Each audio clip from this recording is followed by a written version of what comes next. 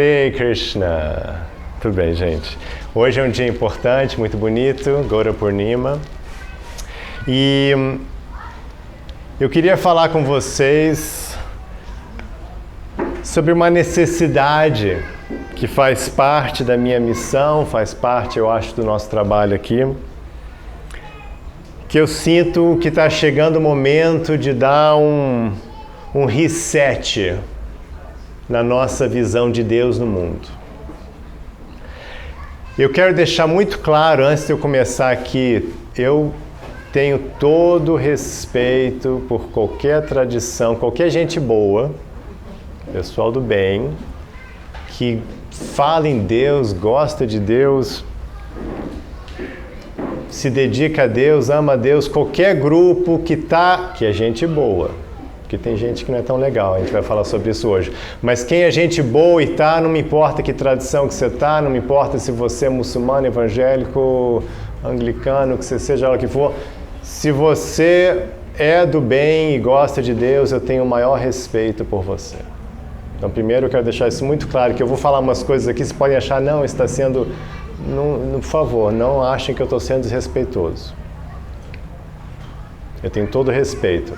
Mas eu também tenho uma visão, talvez vai parecer um pouco estranho o que eu vou falar, porque a minha visão é a visão do yoga, eu vejo a unicidade, eu vejo que nós somos todos um. Eu vejo o que tem de igual. Então, quando eu vejo um irmão de qualquer outra tradição e fé amando Deus, eu reconheço nele um irmão, uma irmã. Então, quando eu vou falar algo, não é porque eu estou criticando um grupo, não é isso. É um papo de conhecimento, é um papo de visão, é um papo que a gente está partindo do mesmo ponto de vista, mas que a gente está trazendo algo aqui, eu estou representando algo aqui que é novo no mundo ocidental. O que a gente está fazendo aqui é muito novo e eu estou querendo difundir isso mais. Então, o que eu vou falar aqui não é no sentido de criticar, no sentido assim de, você está errado e eu estou certo. Não, pelo amor de Deus. É só dizer, olha, tem uma coisa bacana acontecendo aqui, muito linda, e eu queria que mais pessoas prestassem atenção. Sem visão sectária, sem medo. Não fique preso a um conceito ou outro, porque, não, mas eu sou assim, porque infelizmente tem disso. Algumas pessoas talvez fiquem um pouquinho ofendidas com o que eu vou falar hoje, espero que não, mas pode acontecer porque eu vejo que muitos grupos insistem em fechar, é ou não é? Hein? Aí ele fala assim, não, você não pode ouvir de mais ninguém. Você não pode ler nenhum outro livro. É ou não é? Só o que a gente está fazendo aqui vale. Para fora daqui, não pode. Está errado. É do mal. Tem disso ou não tem? Então esse pessoal talvez fique um pouquinho ofendido comigo. Não é minha intenção. Mas eu quero chamar para...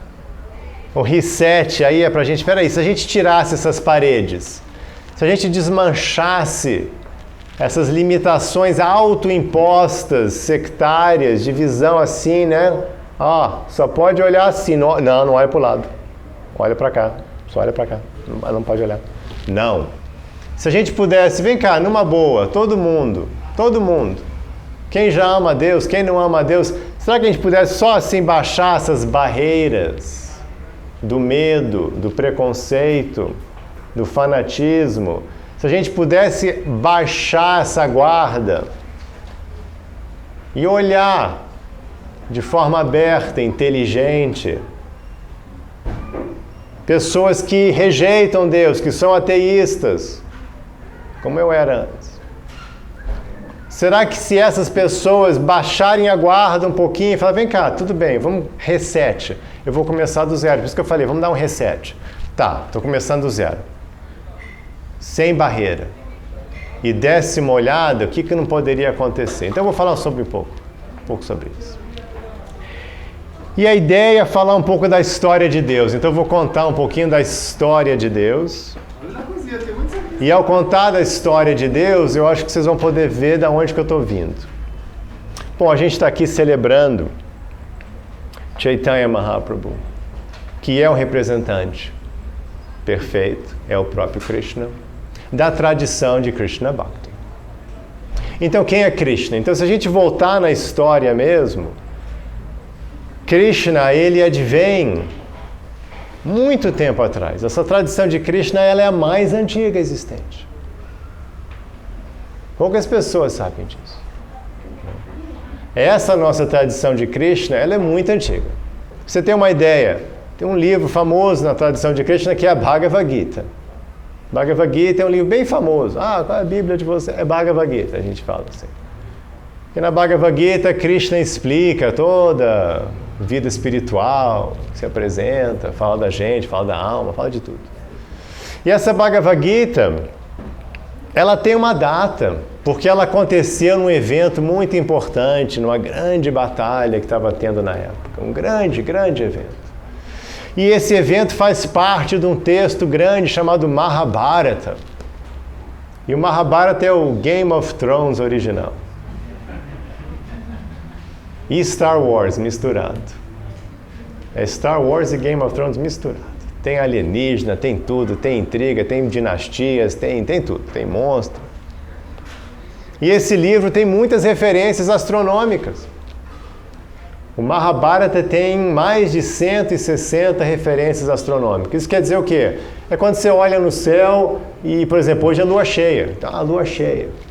Lua cheia do mês tal, e o sol está em touro, e não sei o quê, a lua está em não sei o quê. E 3 semanas depois teve um eclipse solar e Marte estava retrógrado. Esse tipo de referência. É a mesma que a gente usa hoje. Marte, sabe, planetas mandando para trás, retrógrado, eclipse solar, eclipse lunar, Sol, enfim. E quando você pega todas as informações do Mahabharata, alguém teve essa ideia, pô, que se a gente botar no computador, e aí vai inserindo, tá, quando é que teve uma eclipse solar? Ok, teve 1 milhão de vezes. Tá, e quando é que teve uma eclipse solar e 3 meses depois uma eclipse solar? Ah, ok, já diminuiu. E não sei o que, Marte retrógrado. Aí quando você vai fazendo isso, chega-se numa data. Então o Mahabharata, essa batalha de Kurukshetra, ele chega numa data, 22 de novembro, 3067 a.C. Então, para te lembrar um pouquinho da sua historinha, 3067 a.C. são séculos antes da primeira pirâmide do Egito. Séculos. E para lembrar um pouquinho mais da historinha, séculos antes, séculos e séculos, quase 1000 anos, mais de 1000 anos antes de Grécia, começa Grécia, Roma. Não tinha nada. Então, quando Krishna está falando da Bhagavad Gita, não tinha nada acontecendo na Europa. A Europa era um povo assim, o que tinha lá, quase nada. Povo bem roots. Nada no Egito, África, é um povo lá simples. América do Sul, América do Norte, uma reserva indígena. Estava acontecendo nada. A civilização do mundo estava lá, nesse lugar que a gente chama de Índia, Sudeste Asiático, toda aquela região ali do Sul.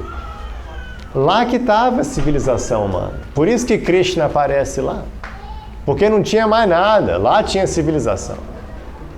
Enquanto outros lugares estavam ainda morando em, assim, de forma muito rudimentar, aborígene. Lá já tinha capitais e palácios e rodovias e minas e fábricas e matemática e astrologia, astronomia, ciências, medicina, tudo isso já estava acontecendo lá. Muito avançada a civilização védica.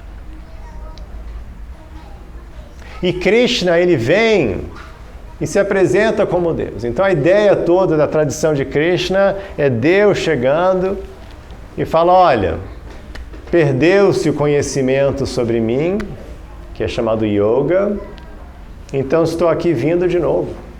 Então Krishna vem, ele aparece, fala, yoga nashta parantapa, perdeu-se o yoga, então estou vindo aqui de novo. O Dharma também acabou, então estou vindo aqui reapresentar o Dharma. Então o conceito da tradição de Krishna é que antes estava quase ninguém falando de Deus, assim, o papo de Deus tinha meio que morrido, estava zerado. Então historicamente isso bate.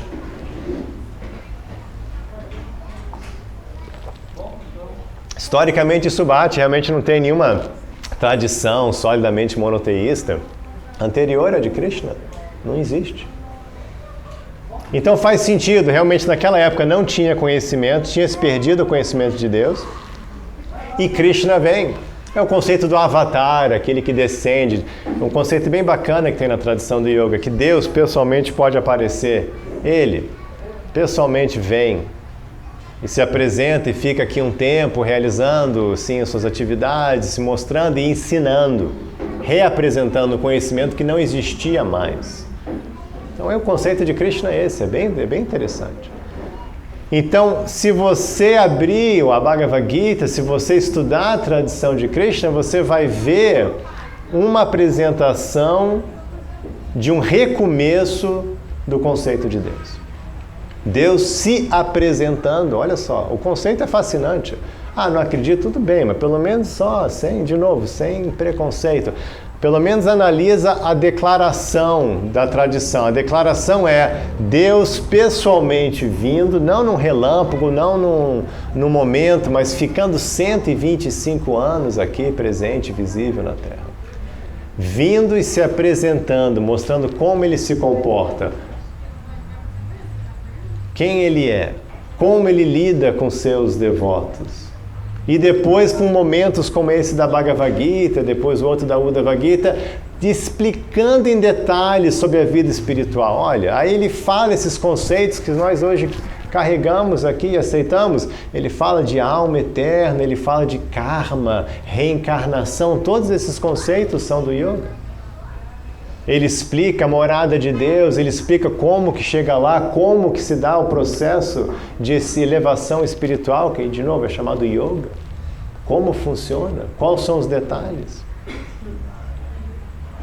E nessa tradição, se você lê a Bhagavad Gita, tem elementos fundamentais que foram perdidos. Isso vai ser uma coisa que a gente vai abordar aqui hoje.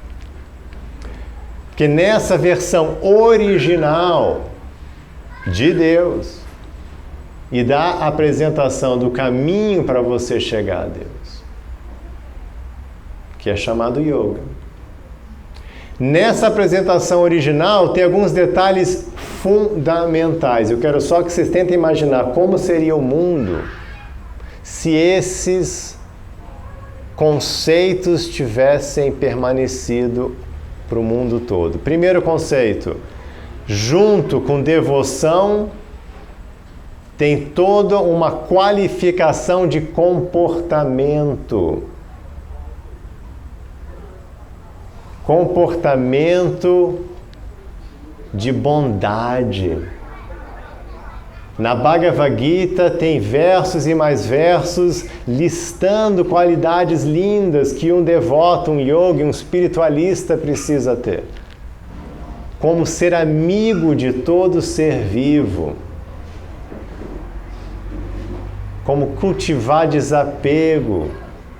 Como não falar palavras que agridem os outros. Ser bondoso, caridoso. Pacífico, autocontrolado. Todo um comportamento de pacificar a mente, de autocontrole, de fazer o bem. Todo um foco que a gente chama de Dharma, de fazer o seu melhor, de servir os outros, servir o mundo. E sempre com essa especificação, ahimsa, não ferir, não causar dor desnecessária a ninguém. Comportamento como vegetarianismo, veganismo, sabe, não se intoxicar, não ter orgulho nem rispidez, toda uma série de qualificações necessárias. Segundo, um dado chocante. Deus falando que você não ter fé nele não implica em qualquer punição. Olha só. Compara isso com o que você já ouviu falar de Deus em outras tradições. Nessa tradição não tem qualquer impacto no seu bem-estar. Você deixar de acreditar em Deus, se devotar a Deus, você não é punido. Você não tem nenhuma unha encravada. Você só perde a oportunidade. Entendeu? É uma perca de oportunidade. Eu gosto de dar o exemplo de um pote de ouro. Se eu tivesse aqui um pote de ouro e falasse assim, ó pessoal, quem quiser pode pegar. Tá aqui. Aí você, oba, tô precisando. Pega 10 moedas, se deu bem. Aí você pega 3, mas você fala, não quero. Tudo bem. Você saiu daqui sem nenhuma moedinha de ouro. Você cometeu algum crime?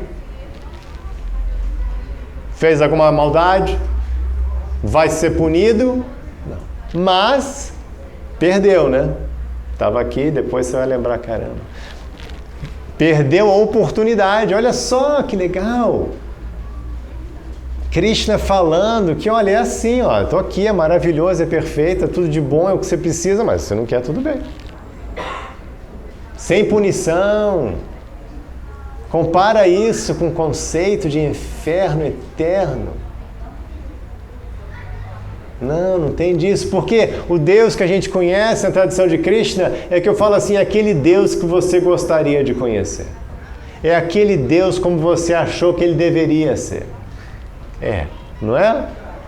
É o Deus que é bacana, legal, gente boa, compassivo, tranquilo, nada fanático, gente boa, bonito, charmoso, engraçado. Aquele não posso crer num Deus que não dança. Ele dança muito bem, o melhor dançarino, sabe? Então o conceito de um Deus que dança, que é alegre, que é musicista, amigo. Então isso foi uns 5.000 anos atrás. Krishna veio, se apresentou e essa cultura ficou preservada lá naquele canto do mundo, ficou lá até hoje, ficou tudo bem preservado, mas enquanto isso o resto do mundo começou a se desenvolver, né? Passando esse momento histórico, a gente começa a ver o Egito, depois Grécia, depois Roma, a coisa começa a acontecer. E o conceito de Deus, ele vai aparecendo nesse novo mundo que estava se surgindo, que a gente chama, né, do Ocidente, na verdade era o Oriente Médio ainda, mas começa a surgir uma civilização nova, começa a surgir, não tinha nada, gente. Lembrando, não tinha nada lá. Começa a surgir com o conceito de Deus. Mas, e aí de novo, eu não quero ofender ninguém, tá, por favor. Mas a gente tem que ser sincero em reconhecer que quando surgiu essa tradição, o conceito de Deus veio um pouquinho tortinho. Não tinha tanto conhecimento sobre Deus. A informação veio truncada. Então, começando com a tradição judaica, eu não quero ofender, mas eu vou ler aqui umas passagens. Pra vocês verem que, assim, é as coisas que a gente tem que falar, né? Porque está lá. A gente tem o conceito que chocou muita gente, deixou muita gente ateísta, com toda a razão, de um Deus assassino no Velho Testamento. Eu vou ler para vocês uns trechinhos. Números, verso 31, Moisés reclama que seus guerreiros deixaram as mulheres vivas e pede para eles matarem todas que não são virgens e todas crianças. Está na Bíblia. Tinha as tribos, né? Os guerreiros, eles saem guerreando E o pessoal volta para Moisés, que era o líder, hein, gente? É o fundador Acharya do judaísmo, da tradição bíblica. E o pessoal volta para ele e fala: chefe, e aí, deu certo, conquistamos, matamos todos os soldados, foi um sucesso a batalha. Aí eles estão trazendo as mulheres, o quê? E ele fala: está lá na Bíblia. Ele fala o quê? Vocês deixaram as mulheres vivas? Matem todas as mulheres que não são virgens.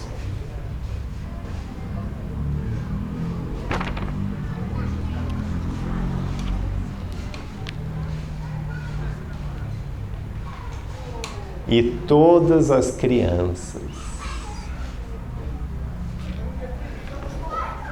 Oséias 13:16. O povo de Shorron, Samaria, carregará a sua culpa, porquanto se rebelou contra o seu Deus. Tombarão todos ao fio da espada. Seus filhinhos serão partidos em pedaços, e suas mulheres grávidas serão abertas ao meio. Estou citando, estou só lendo da Bíblia.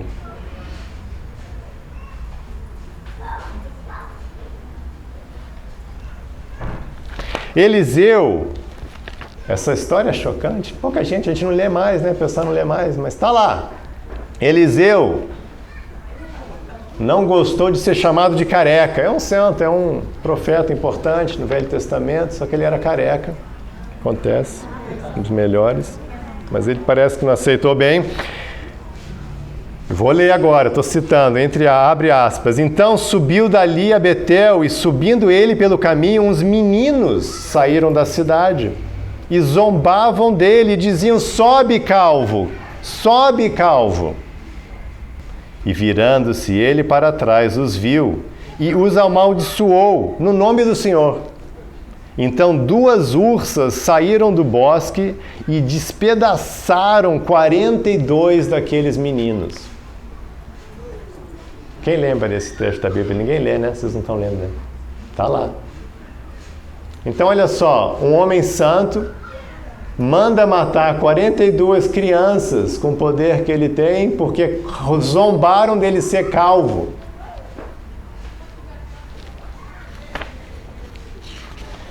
Olha que interessante. Talvez alguns de vocês fiquem chocados. Gente feia não pode adorar Deus, sabiam disso? Isso aqui é do Levítico, começando com 17. Falarão, dizendo: ninguém dentre os teus descendentes, por todas as suas gerações, que tiver defeito, se chegará para oferecer o pão do seu Deus.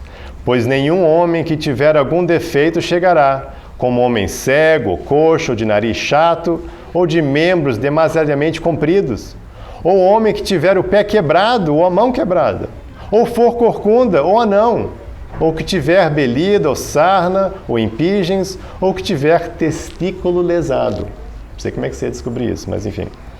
Nenhum homem dentre os descendentes de Arão, sacerdote, que tiver algum defeito, se chegará para oferecer as ofertas queimadas do Senhor. Ele tem defeito, não se chegará para oferecer o pão do seu Deus.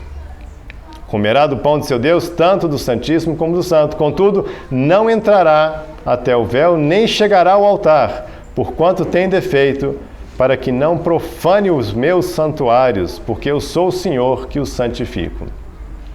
Moisés, pois, assim falou a Arão e a seus filhos, e a todos os filhos de Israel. Então, quem é feio aqui, tem nariz chato, pode ficar longe, tá? Chega perto, não. Bom, tem a famosa história de Abraão sendo solicitado a matar seu filho, né? Imagina um conceito de Deus que tem essa ideia que Deus vai pedir para você matar seu filho. A gente se acostumou um pouco com isso, mas de novo, dá um reset aqui e pensa qualquer um, muda assim para não ficar uma coisa religiosa. Vem cá, olha, o governo, o seu pai, o vizinho, o juiz, o policial, bota uma outra figura e fala assim: não, mata o seu filho. Que isso? Que mundo é, que isso? Que cultura é essa? Que ambiente é esse? Mata seu filho? E o cara, tudo bem, vamos lá. Aí na hora parou, tudo bem, não, estava só brincando. Foi legal. Poucos conhecem Jefté de fato matando, queimando viva sua filha virgem. Tá lá, Deus pediu, então tá bom, tá aqui, queima.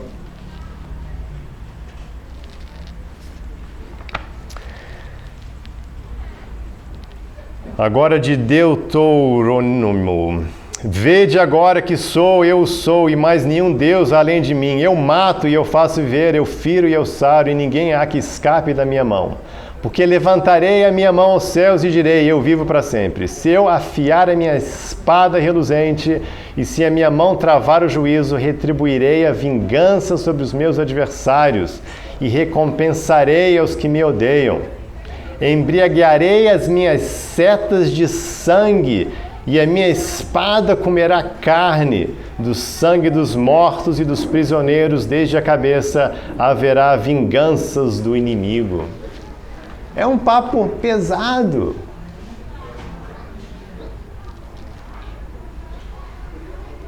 Vocês terem uma ideia, teve um cara que chegou e fez uma contagem. Quantas pessoas que Deus mata na Bíblia? Assim, quando tem um número especificado, 250 aqui, 300 ali, está assim. Especificamente na Bíblia, 2.821.364 pessoas mortas por Deus na Bíblia. Curiosamente, Satã mata 10. E se você pegar assim números aproximados, tipo todos os filhos dos egípcios, 25 milhões de pessoas.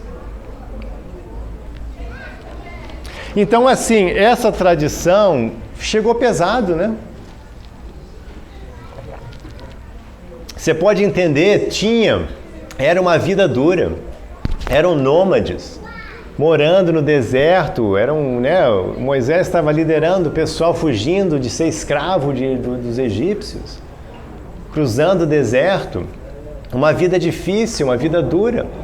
Tudo muito difícil, não é uma coisa... Imagina a civilização, com conforto, com agricultura, com palácios que tinha na Índia na época de Cristo. Não, tudo muito duro. E essa dureza, como não tinha um conhecimento mais detalhado de Deus, veio a tradição. Está entendendo o que eu quero dizer? Veio com esse peso. E aí aparecem essas... Eu vou falar, distorções. Não é esse o Deus que eu conheço. E não é esse o Deus que vocês agora também entendem, né? Não é esse Deus que a gente quer. Essa dureza, essa frieza, essa matança, esses conceitos bárbaros. Não é isso. E de novo, é diferente da versão original. Quando você volta e vê a versão original de Krishna, todo lindo, doce, honesto, bacana, justo, pedindo, clamando pelo Dharma, pela ação correta, pelo desapego, por viver no aqui e agora, pela ser amigo de todos. Que figura é essa que escolhe lados e manda matar filhos e filhas, mulheres? Então chegou torta, chegou torto. Aí, 2000 anos atrás, Jesus chega, dá uma luz, ele chega na tradição, mas ele traz um foco. Foco, desapego, amor a Deus. Aí deu um up. Papai. Aí deu um up, né? Deu um alívio. Por isso que todo mundo assim, que bom, né? Chegou Jesus que deu um up, né? Uma coisa assim e tal, mas ele não podia dar uma resetada geral, porque não era a missão dele. Ele morreu como judeu. Ele morreu sendo reconhecido como rabi. Como rabi. Então, dentro da tradição, ele trouxe um foco, ele empurrou assim a coisa um pouquinho, mas enfim, fazia parte da tradição. Tanto que, infelizmente, né, os supostos seguidores deles, eles tinham esse lado brutal. Igreja Católica, né? Todo mundo sabe a história, né? Quanta brutalidade, quantos séculos de maldade, de tortura. Quanta maldade não foi feita em nome de Jesus? Quanta? Por milhares de anos. Porque tinha essa carga pesada que veio nessa tradição. E aí chega Maomé, começa a tradição islâmica. E pesado, desculpe, mas é pesado. Ele era guerreiro. Interessante, assim, Jesus faz milagres bonitos, né? Ele cura, anda na água, umas coisas bacanas. Os milagres de Maomé são batalhas, são vitórias militares, se você estudar a tradição islâmica. Esses são os milagres de Maomé. Na tradição oral, vocês estão vendo isso aí nas notícias, mas tem uma razão que vocês estão vendo tanta violência na tradição islâmica. Eles têm, não sei se vocês sabem, eles têm o livro sagrado, né, o Alcorão, mas tem um lado que é a tradição verbal. É como se fosse o nosso equivalente de guru e sadhu, só que com mais peso ainda. Então o grande líder da tradição fala uma coisa, fica registrado, é chamado hadith, e fica então, aquilo torna-se parte da lei.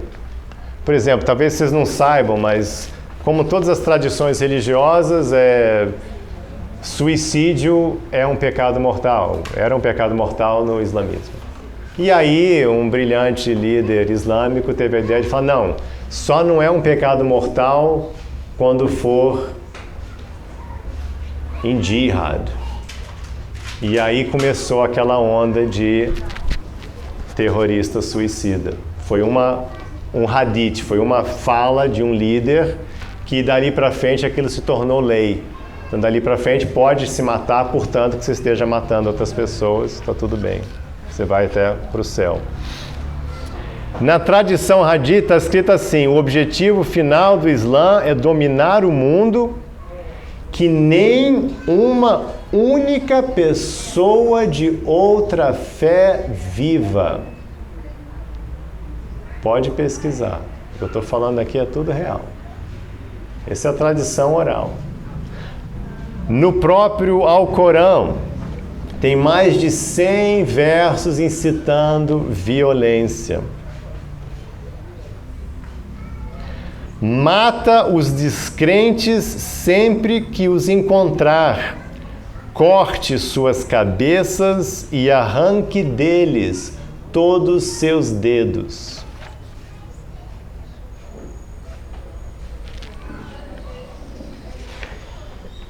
Aí você vê esse terrorismo todo, essa brutalidade toda que está tendo. O pessoal maluco. Estão seguindo a tradição deles. Você não pode assim falar, não, eles estão totalmente pirados. Não, eles estão seguindo a tradição deles. E é isso que eu estou falando aqui hoje. Vamos pensar num reset.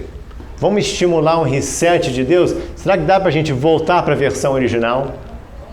Vamos voltar para a versão de fábrica?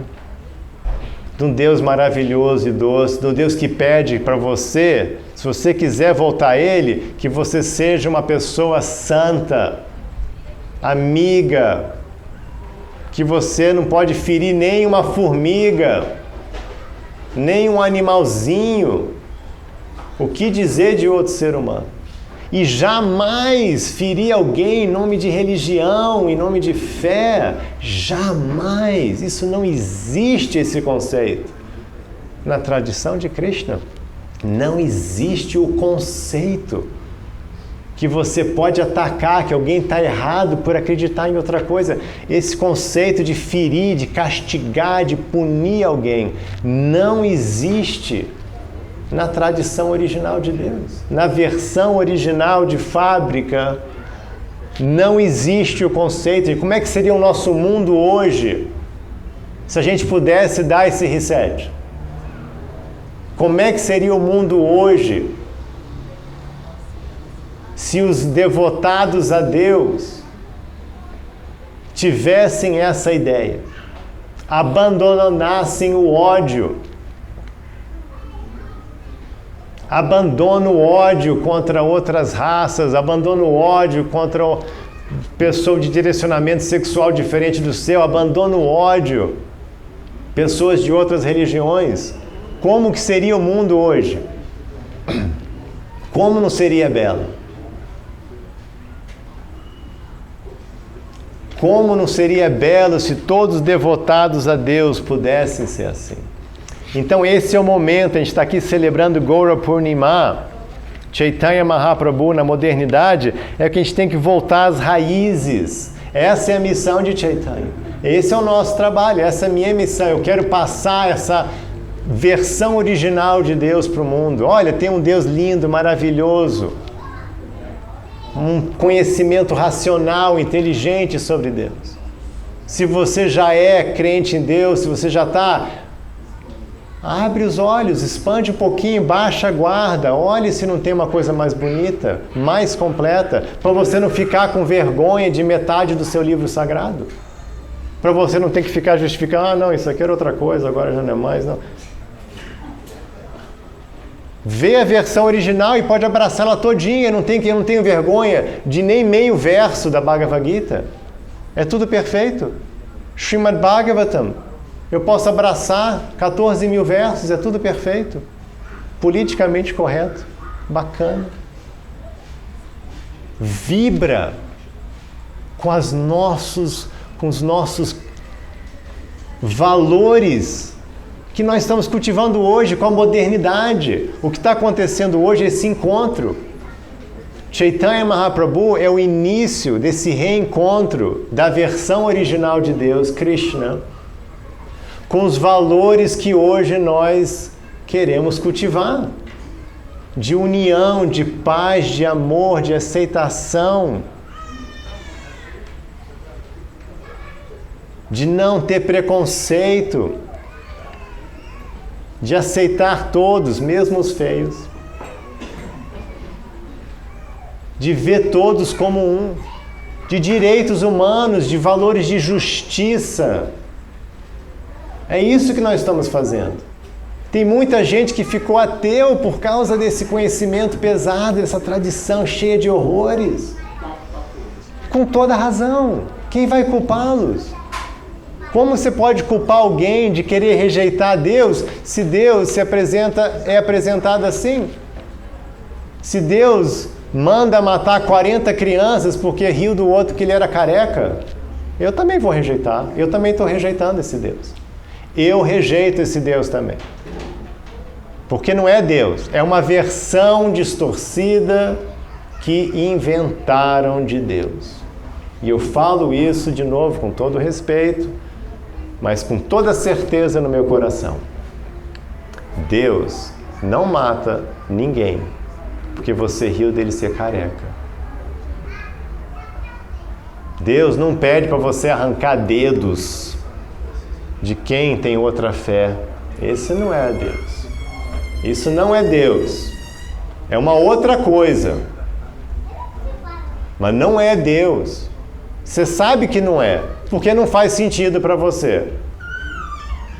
Você sabe que isso não faz o menor sentido. Então eu rejeito. Eu rejeito essa apresentação de um Deus genocida, de um Deus homofóbico, racista, machista. Eu rejeito, porque não é esse o Deus, não é como ele se apresentou originalmente. E nem faz sentido, não vibra no meu coração, não vibra no seu coração. Não faz sentido aqui na inteligência, não satisfaz a inteligência. E a versão original, olha que, se eu estivesse inventando, se eu estivesse chegando agora, pessoal, acabei de bolar uma versão nova de Deus lá em Alto Paraíso, então ele é Krishna, ele é assim, gente boa, e você fala, pô, que papo, né? Mas o fascinante é que essa é a versão original. É assim que começou, depois é que deu errado. Então vamos fechar o ciclo agora e voltar para a versão correta. É a hora da gente começar a voltar a isso é para o mundo inteiro, isso é para todo mundo. Por isso que Prabhupada falava, não importa se você é muçulmano, cristão, evangélico, não importa, porque isso aqui é para todo mundo. É para abandonar as limitações de religião. É uma ciência espiritual.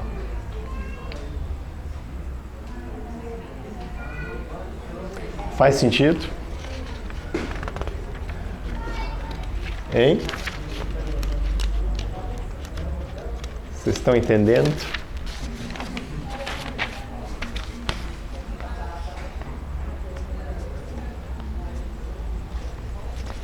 Então é isso. Eu acho que está na hora de a gente dar um reset em Deus e divulgar, enfatizar uma versão de Deus como Ele realmente é. Krishna. Todo amor, bom senso, inteligência, carinho, abertura, abrangência de todos os valores, de apresentações diferentes da fé, sim. Mas não com violência, não. A gente tem que dar um basta nisso. Chega desse câncer, é um câncer na sociedade. Violência e ódio em nome de Deus é um câncer na sociedade humana. De duas umas, ou você fica fanático e segue essa versão de Deus deturpada, ou você ignora tudo e fica ateu. Não tem dois caminhos.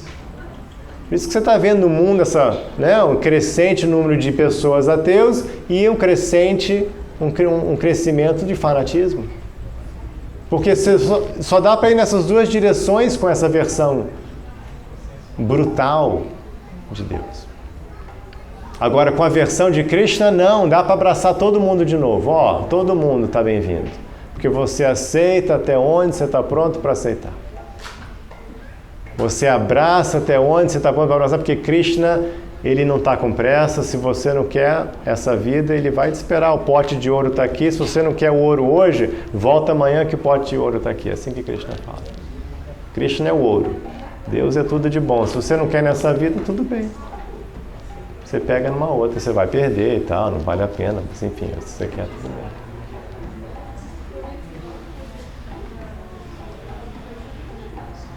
Então é isso, gente. Essa é a minha missão, é difundir Deus como Ele realmente é e convidar todos. Não importa a sua fé, não importa se você agora está ateu por ter ouvido tantas barbaridades sobre Deus. Respira fundo, baixe as guardas e dê uma olhada nessa tradição. Leia Bhagavad Gita. Quero sair sem, para chegar lá depois. Obrigado.